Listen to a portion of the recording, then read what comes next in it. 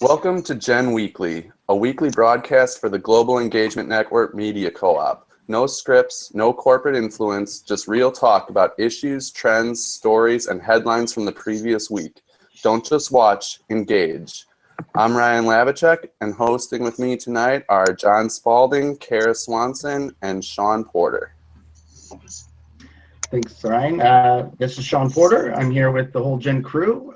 This is our Gen Weekly episode 2. Thanks for joining us.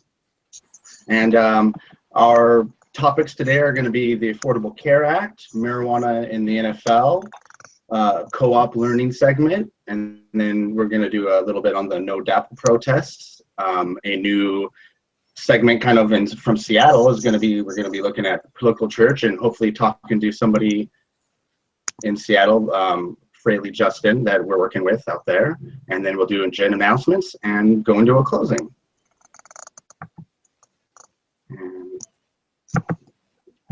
And so our next, okay. And then I'll hand it back off to John for our first topic on the Affordable Care Act.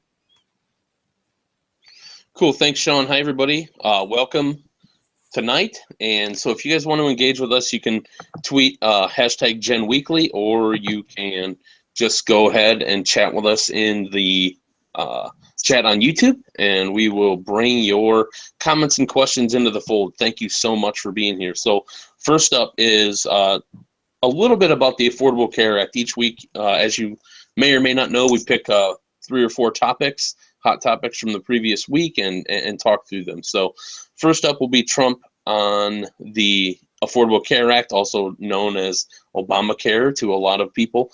Our slideshows will come at the end of our videos. When we put them on YouTube, we'll put links into these slides so that you guys can view them, and all the slides have links on them to our sources and to other information that we're bringing up. So first off, Trump on his interview wants to keep 2 important provisions for the Affordable Care Act. One is for pre-existing conditions, and the other one is about children staying on their parents' insurance past, or I think it's mid-20s. If you guys know the actual age, please let me know. So in addition to those 2 provisions, he also said that he would not repeal the act unless there was another plan in its place, inferring that people wouldn't go without health insurance. I thought I think repealing the law might be a little bit far as far as what they need to do. I think that they'll have a strong fight on their hands in order to do that. But then I was curious, and I said, I'm going to go back and let's look at Trump's plan. And of course, the tagline is healthcare to make America great again. And there are several provisions that they outline for their campaign and what they wanted to do. One is repeal Obamacare, obvious. It's the one that everyone knows. 2 is to sell health insurance across state lines. Kara or Ryan or Sean, any opinions on any of these? Please just kind of interrupt me or check in at the end, however you feel comfortable. The third one, they're going to allow individuals to fully deduct their health insurance premiums from their taxes on an annual basis, allowing individuals to use the tax-exempt HSAs or health savings accounts. They want some price transparency from providers, so it sounded like they were going to put some things in place there that would force doctors, hospitals, not force, but require hospitals, doctors, institutions to be more transparent about their pricing structures and strategies. Medicaid block grants for cities and states, and then removing barriers to entry for drug providers so that more industries can provide, if they can provide good quality pharmaceuticals at a lesser cost than other more brand name companies, then they would be in favor of stuff like that. So what are your guys' reactions, one, to his interview and what he's saying about what he would do with the Affordable Care Act, and then 2, maybe talk a little bit about some of his provisions and your thoughts on them? Well, as far as I am concerned, the interview was, I don't know, in some ways you could find it at least a little more nuanced than I expected, maybe. So he's at least starting to do his homework and finding, obviously, that everything's a little more complicated than it might look on the surface. But it's still maybe a little too early to really know what's really going to get done. Because clearly, as we've seen in the last couple of days, he really didn't know what he was getting into. So I think maybe everything is still just to be taken with a grain of salt. I mean, this is besides the fact that he seems to be a pathological liar, just because he just doesn't really know still what he's getting into. As far as particular parts of the plan go, I'm not too educated on any one thing or part, but to me it seems like what he's basically doing is just listening, obviously, to the people that he's surrounding himself with and kind of tweaking it back towards, I'd have to look to more of maybe what like Romney Care was. So I'd be interested to see between the three plans, between the ACA, whatever Romney was doing statewide, and what he's hoping to do, and to see those changes and what they mean. At least we would know with Romney Care and Obamacare or the ACA, we would at least see numbers get statewide and national numbers. So, but it might still be interesting. The one thing that stuck out to me, the one stipulation, was the being able to buy insurance from out of states. I'm really curious to learn more about that, because with HMOs right now, and I've had trouble with being out of network like 30 miles away, and with there being thousands and thousands of insurance companies, how's that going to work for coverage if I in Wisconsin want to buy insurance from an insurance company from Nevada or something like that?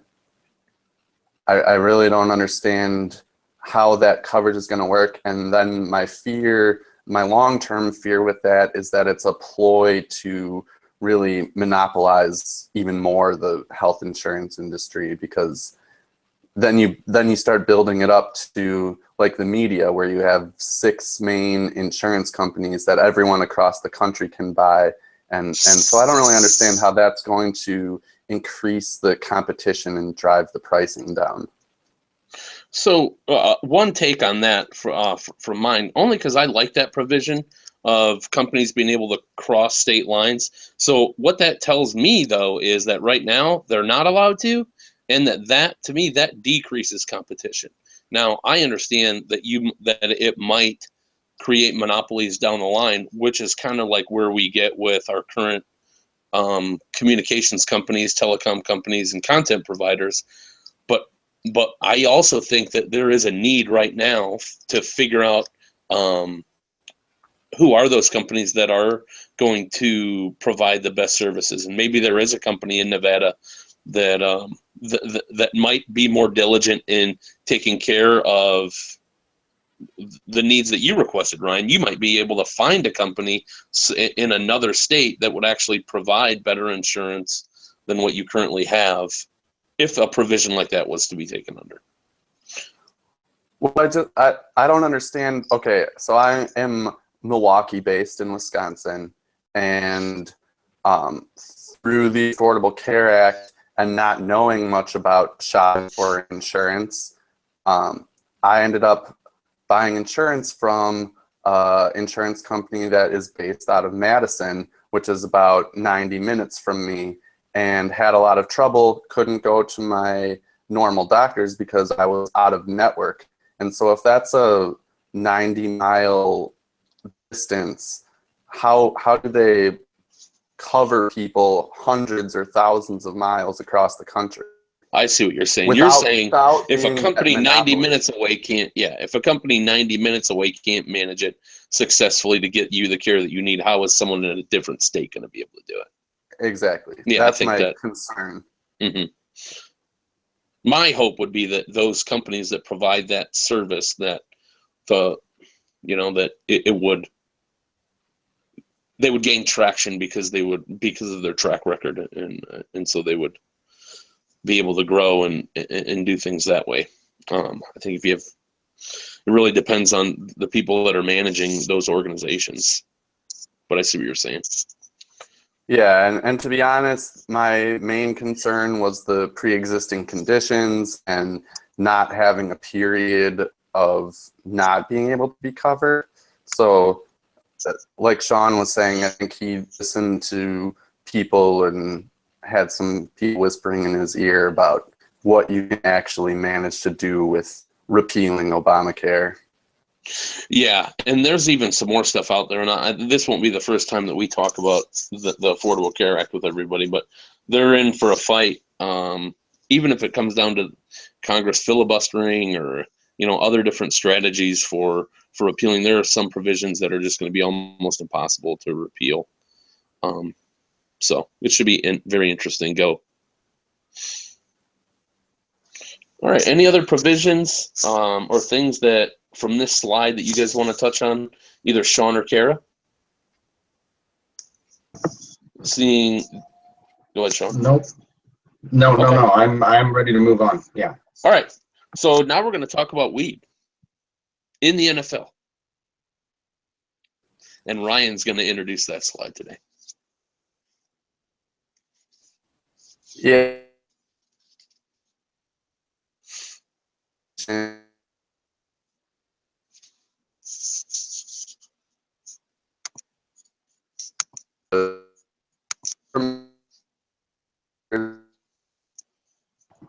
We've got Ryan breaking up a little bit.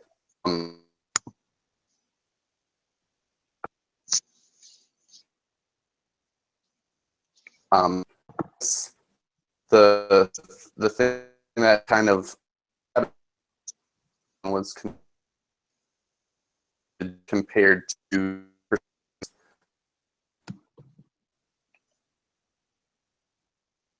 our producer has been lost. You could see it coming, you guys. You could see it coming from a mile away, and we tried to warn him, but it just didn't happen. So hopefully we're still looking at our slides, and you guys can see the one that is currently up there, and that is that the NFL Players Association is actively studying medical marijuana use for its players. And there's some great statistics out there that around, and they want to research it to see if this is a better option for players during their careers, but more importantly after their careers, after they have put their body on the line and gone through numerous surgeries, potential concussions. It's a sport that is very physically oriented, and there are people that have permanent broken fingers, permanent like stuff in their knees, permanent like cartilage and stuff in their knees that is displaced, so they can't walk. And so they're looking at, is this an alternative to the opiate-based medicines and the traditional painkillers that we have? And so they're looking into it. They're opening it up, and they're saying that they're open to exploration. And then on the right-hand side of the slide, you can see where it says each of the owners support additional study and discussion regarding the league's stance on medical and recreational use. The majority of the sample size supports a decriminalization of marijuana that would make it more difficult for players to be suspended. So given that, Kara or Sean, any reactions to that? It's interesting that this is, I don't know if it's correlated or if it's caused by the fact that, we have a big opioid problem in this country. And I know the NFL's been doing this for a while, or at least there's been, slowly been players at least that have come out. Ricky Williams was one of the earliest from when I would remember. And I know that in other sports, including, I always go back to the UFC because that's what I'm most familiar with. It's sort of a fight there, but they're so young as a company that it's kind of being it's a whole different direction from them. They recently had like a fighter who was using CBD oils in the after fight, and he got which have no hallucinogenic effects or anything like that. So, and he was fined. So it's definitely something that's going around throughout sports, and so I think it's very important that and just a very big news that the NFL has decided that it's something that it's at least worth looking into, because they have so much power, really, and influence, really. So. Yeah, my thinking was that the organizations that are kind of trying to get ballot initiatives and like Normal and things like that, they need to start working with the NFL. The NFL could become a leader in bringing some of these ideals to the at least the public forefront if they're doing research and if they're allowing people to kind of look into that as an issue and as a potential solution. Right. Exactly. And in the long run, I think all it'll do is really help the company. I mean, they need to look at it if they want to. They can just look at it in that way. If they're not willing to do it for the right reasons, which one would argue is, player health, then in the long run, if it helps with player health, maybe it, makes their careers a little longer because, they're tragically short in most cases. And that's going to help the NFL financially because it's just, going to be better football players are going to be able to play longer. And so, if it has that good and that big of a therapeutic effect, it's obviously something that in the long run is going to benefit everyone. Yeah. So a couple of comments just from folks that are out there. Cindy, so good to see you as usual. She says they better keep pre-existing condition coverage or most of us are screwed. Jupiter Judy obviously agreed with her. So welcome to both of you. And Eddie, how are you? Eddie also said R.I.P. Ryan when he turned into Mr. Roboto and left. So we appreciate you guys sticking through our technical glitches, but you all are used to that in this digital age and watching stuff on YouTube. So we appreciate it. And we appreciate you being here. Cindy also said everyone probably has some pre-existing condition that a Wiley insurance company might try to find and exploit. So that's back on our ACA topic. And then Judy said that she didn't have any cartilage left in her knees at age 45, so she knows firsthand about the importance of looking into alternative medicines and painkillers. Yes, Cindy, I am out of practice in reading the comments. I'm sorry it took me so long to get in here, but it is good to see you.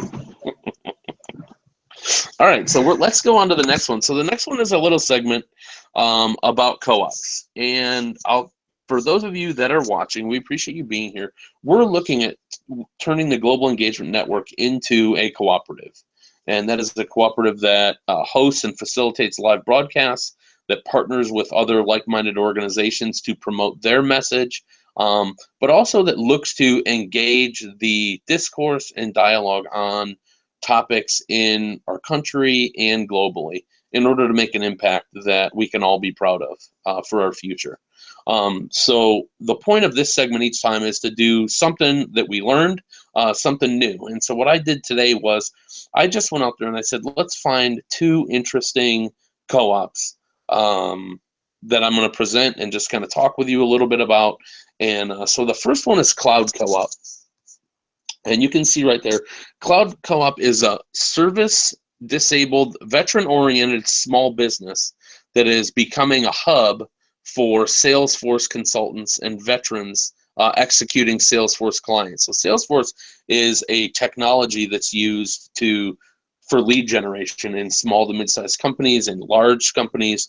It's an online tool. It's a virtual tool where people can use that to have people sign up to become subscribe to their organization. But this guy, David Franklin, the founder and CEO, he's a retired U.S. Navy. He created this piece. He was a Salesforce rep, and then he created this piece, this Cloud Co-op, for veterans when they're returning to get them kind of acclimated back into the workforce and giving them kind of a place to kick things off once they get back. And so, and they use Salesforce and doing the certification programs in order to more effectively use that tool. So I thought that was really cool to highlight the fact that he's out there and he's working with an independent software company, but he's turning it into an organization that is of service to people who need it. And then the second one is the Tipitina's Foundation, protecting and preserving Louisville's musical culture. So this co-op is a little bit different. It is, and this is just one example of the products that they offer at the foundation, and that is the Music Office Co-op.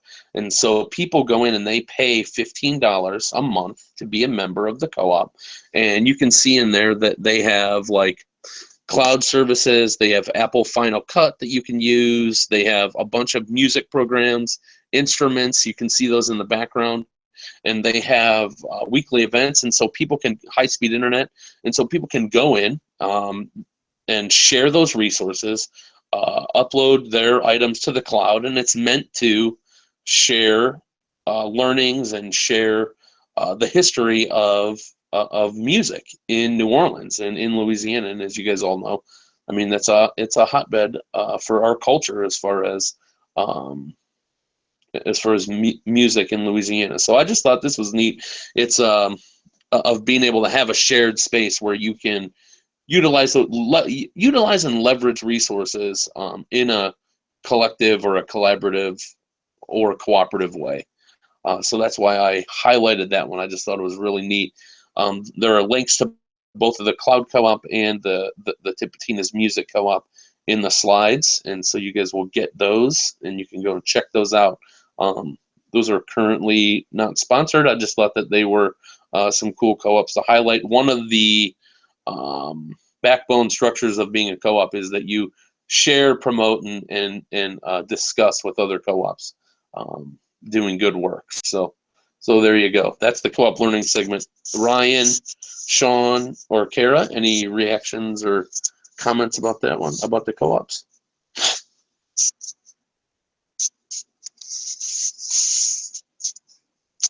Seeing none, Well, I did awesome. well, I'm you gonna know, go and look at comments. Yeah, you're good. You can go home now, Dad. Not really anything to say other than they're very interesting, intriguing, and it's those sort of hearing about successful co-ops is just more fuel for our own fire, as far as I'm concerned, and just seeing how other people can do it and have been successful is it's just a nice story to hear, and you can just use that as fuel, like I said. Yeah, cool. All right, so today was the No DAPL, the Dakota Access Pipeline day of action, and so I'm going to hand it over to Kara, who is going to introduce this slide and get us going with this. Hi, Kara. All right. Hi. So today was the day of action for the No DAPL, is what I call it. So it was against the Dakota Access Pipeline to demand that the Army Corps of Engineers and the incoming administration stop the Dakota Access Pipeline. And there was one website where there was pretty much all the events that were listed all across the country, even across the globe. And they were everywhere today. In my state alone, there was probably at least 25 different events in solidarity. So right now, with the protests, they're looking to winterize the camp. So they are looking for donations as far as firewood goes, gas cards, tents, sleeping bags with that can handle sub-zero temperatures. And they're also doing something called a bank exit with this protest, which is basically taking their money and closing their accounts that they might have with the big banks that have funded the pipeline. So some of those banks are, Wells Fargo, Bank of America, Chase, Citibank. And a lot of people are closing their accounts and instead going to places that are community banks like credit unions.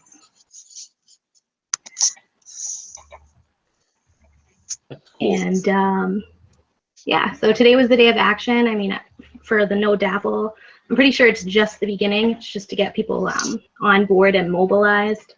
I saw on and Facebook with that what we see. I'm sorry, go ahead. Oh, go ahead. I was going to Oh, say, I said with what we see with Oh, hey, we're dueling. okay, This you're is first. good. No, you're first. Ladies first. I'll be quiet. Okay. So with what we see, like with the anti-Trump protests, obviously, a lot of people are mobilizing now that the election is over. So hopefully it can kind of evolve into standing up against these pipelines and the fight against climate change. So to me, going and protesting here is way more important than protesting Donald Trump being elected president. Yes, absolutely.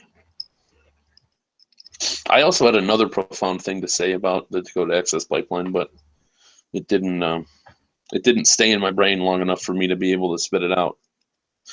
But I do know that the Army Corps of Engineers says that they need to talk more with the natives and with the people that are protesting.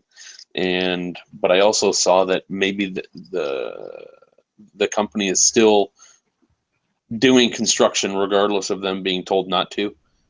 So it's just a situation that we all need to keep watch of. So it's good that everyone is keeping it on the radar, at least in the progressive community.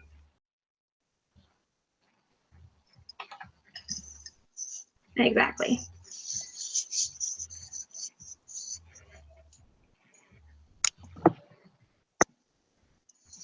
I was just going to ask you, Sean, if you had anything, and then you unmute. Oh yeah, And well, then I mute. was well, we gotta stay professional, right? No, I despite everything you said, which I agree with, and I also think the other part of this is just the fact, and maybe I missed this because I was busy doing something else, but the fact that we're not even hearing it. I mean, what little we were hearing about it in the media is gone now. They used other topics to flush it out as much as they could out of the mainstream thinking. But I wonder like how much like you were mentioning social media. I mean, maybe we're in a day and age where the people that care are still having access to it, but I mean, I still have to think that there's tons of cable news people that have totally forgotten about it or really didn't even know what was going on. But yeah, so that's my contribution. So I'll bring in a couple comments. Cindy said that she hopes there was some good protests today. She did 3 last week. Cindy is on top of it when it comes to organizing and being an activist. Eddie said that he saw the ones in New York for No DAPL. Cindy also said boycott Marathon gas stations. Marathon Petroleum is one of the pipeline builders. Eddie said that the Trump drama is effing annoying, though. And so I think that that's my opinion on the Trump drama, too. It's especially rearing its ugly head on my Facebook page with everybody that has their opinion. And he also says that where were these people that are protesting a year ago? Their asses are a day late and $27 short. I saw that meme earlier and I loved it.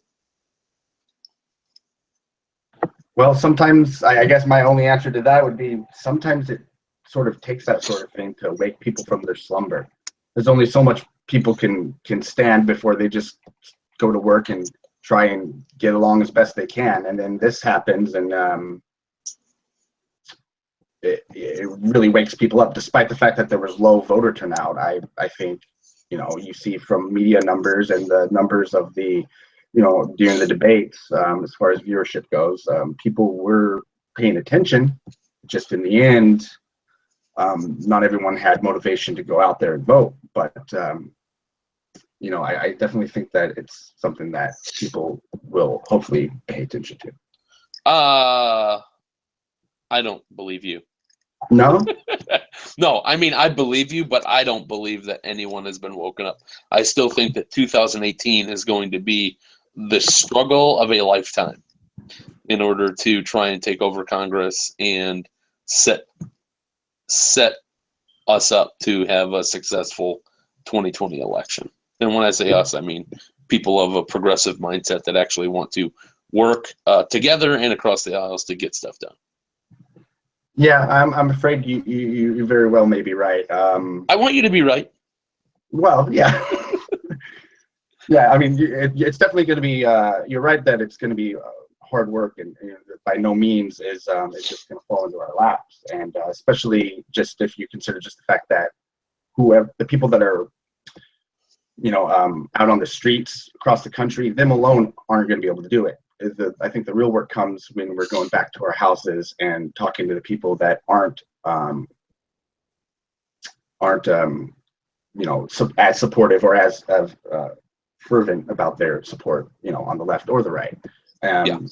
And you could talk to those people on the fringes as well, but oftentimes, they're, what I've found is they're unteachable, at certain points. But the people in the middle that still don't know, I think there's lots of those people. I think, a lot of America is still just moderates, just trying to get by, like I said before, and the whole party system and liberal conservative labels, despite just like, I'm talking to people on Facebook that are clearly liberals or conservatives, and they're kind of lashing out at those labels. And so it's kind of interesting. I don't know. It's so crazy. Everything's so mixed up right now as far as where party alliances lie, that it's kind of, like you said, it's just we'll see, where the pieces fall. And hopefully they fall in our favor. We'll do the best we can to make sure they do. Well, you know what they could use for that, Sean? They can use political church. Indeed they could. Yes, they could. Maybe you could tell us a little bit about that, and of course, go from there. Yeah. All right. Well, political church is something that I actually was reaching out. We have a Gen show called Face to Face Seattle, which is every week on Facebook. I interview someone from the Seattle area, and we have conversations about politics or just something about local around Seattle, just wherever the conversation goes. And I reached out to a friend of mine, Fraley Justin, old political science buddy from UW, and he instantly asked me about kind of collaborating with him on something called Political Church. And this would be a weekly Sunday meeting within Seattle, where we'll be, working to ensure the protection of at-risk communities and our free society and the environment, and just making sure we work together.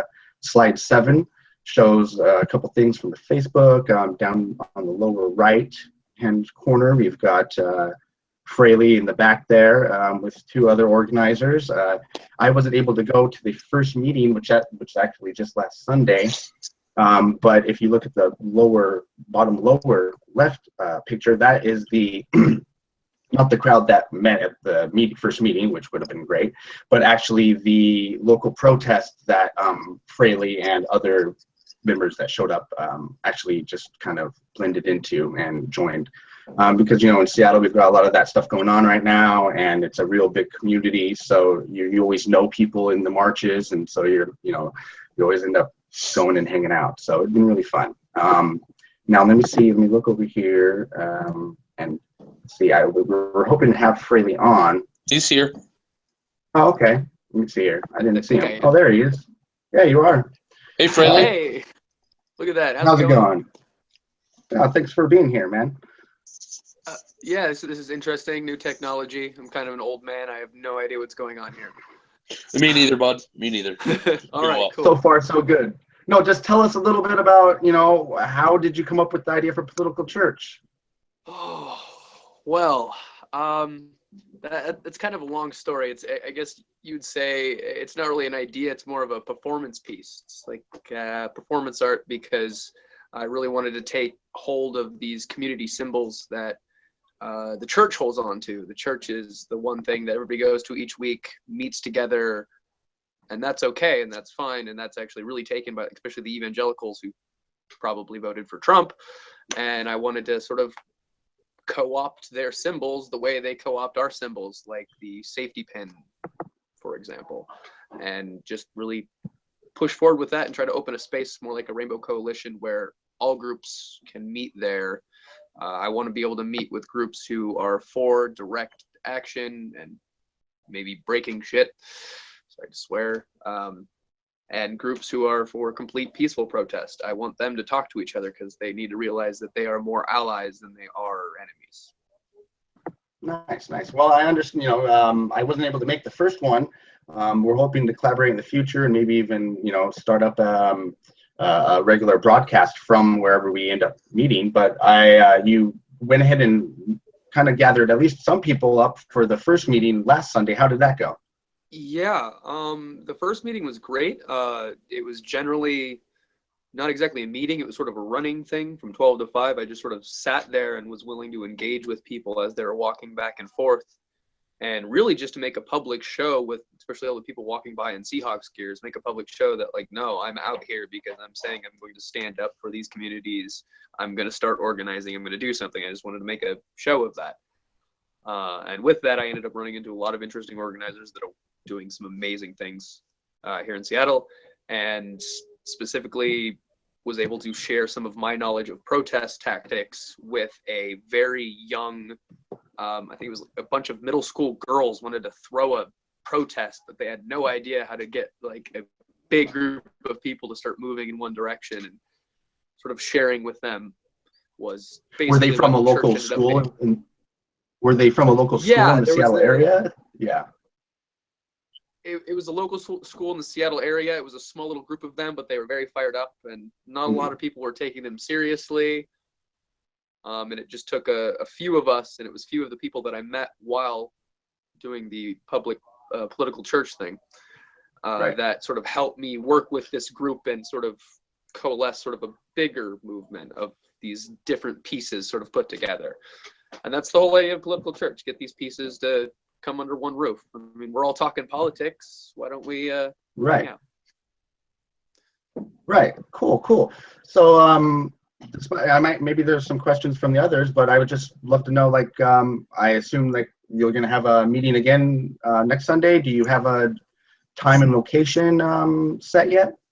It's every Sunday. As for time and location, time will generally, my goal was to always basically be at church from 12 noon on Sundays until 10, 11 o'clock at night, as late as I can stay up. And it'll be every Sunday. It will not be always in the same place because I want to do different activities. I'm talking with somebody right now. We're going to make some buttons because of the whole safety pin thing. It says, if you're a bigot, fuck off. And it's like, that's it. It's very straightforward. You can't really go off that message. So cool.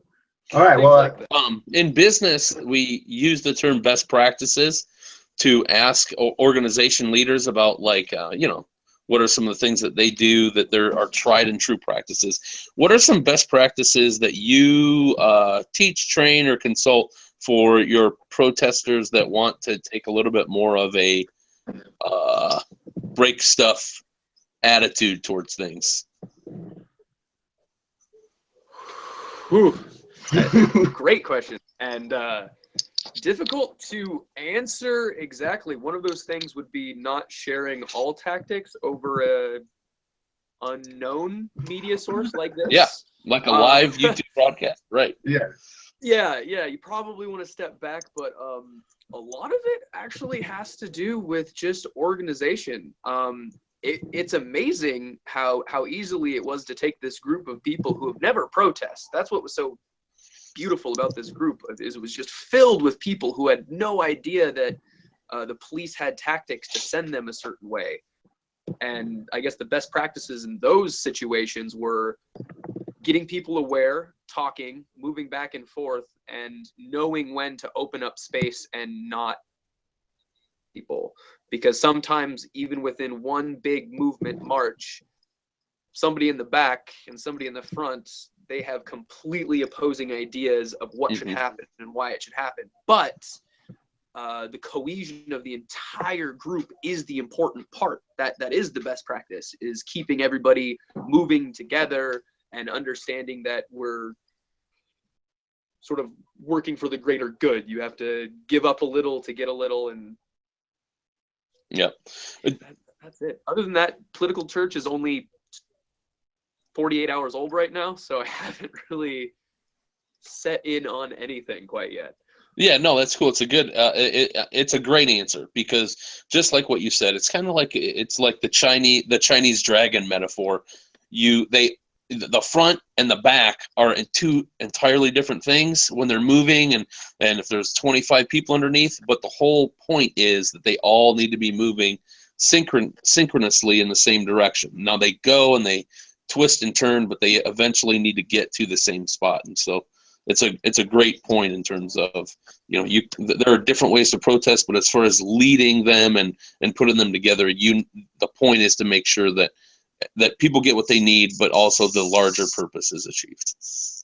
Yeah, the biggest thing I want to do is have a conversation like this with actual people in a closed, safe space, to kind of organize that cohesion. Because the one, I guess, benefit I have of being in the city for so long is I've been to every single protest, and I know the SPD tactics pretty darn well, but I would need a group of maybe 5 or 6 trusted individuals that I could definitely trust, and we could work together and actually do more of a group thing.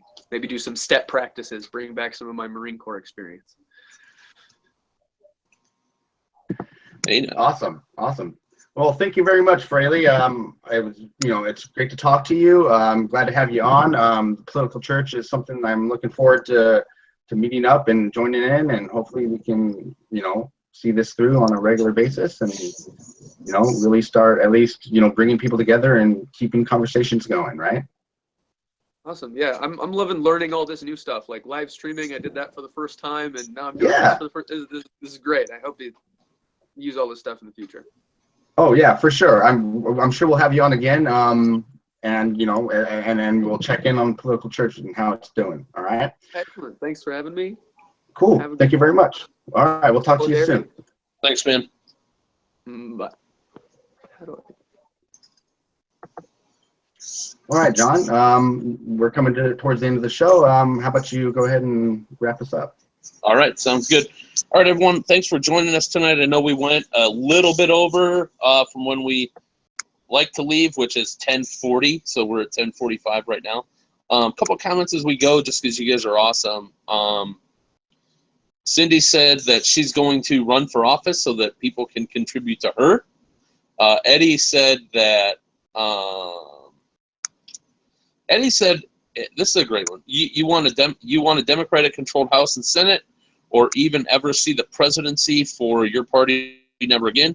Clintonism bullshit is done, and it needs to get bashed in the skull.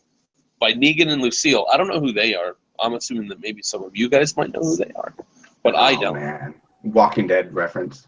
Okay. I'm so out of it. And let's see. Judy said, Bernie and Jane said the Democratic Party will have to have a major makeover, start over. And so I think that's good for our comments tonight. Thanks, everyone, for being here. The slide that's up about us, it talks a little bit about the Global Engagement Network, our roots and where we came from. And then it has some links on this slide on how to engage with us. So globalengagementnetwork.com is our website. Underneath that, you can subscribe to the Gen YouTube. We also have our Snapchat, our Twitter account, Gen CO_op. So Gen CO_op is on Twitter. A great way to interact with us during these broadcasts and during the week.